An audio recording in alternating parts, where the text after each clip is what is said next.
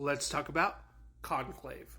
I like Conclave. I think it's an exceptionally well-made film with an interesting story and premise. The film is essentially about who the next pope is going to be after the current pope passes away, and the politics behind it, the mystery behind it, and who really deserves that crown. There are some interesting dialogue and commentary on our social structure, our politics, and even like certain policies. I really do enjoy how it kind of like came out around election season, and there's a big election that happens in here because that's how the court system or the Catholic Church system works, and how they try to like dig up and find reasons why not to vote for a certain candidate, and that nobody is truly perfect. Sometimes you do have to pick the lesser of two evils. And there's a nice little commentary about that no man is really perfect, that every man is a sinner, and that doesn't necessarily make them any lesser of a person. Like, they can still be a pretty decent person while still being a little corrupt, but that is to be human, right? One thing I truly appreciate about this movie is the amazing cinematography, production design, and film score. I think that the shots are composed really well. The colors, the costumes that they use, it really does give this film an ethereal vibe to it. Anytime you see a shot or scenery, it's just awe-inspiring to watch.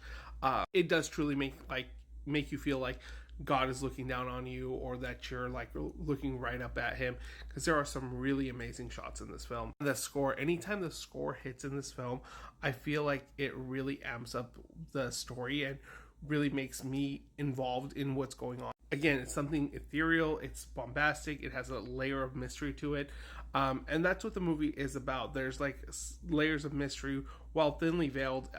It is interesting to watch. I do feel like there are things that could have been trimmed a bit here, because it does feel like the film does go on a little bit longer. There are moments in the film that do dip in moments where it's not too interesting, and you're just like, let's go to the next scene. Like, you're kind of going back in circles a couple times here. And the ending, or kind of like there's a reveal in this film that can or may not make people like this movie or dislike it.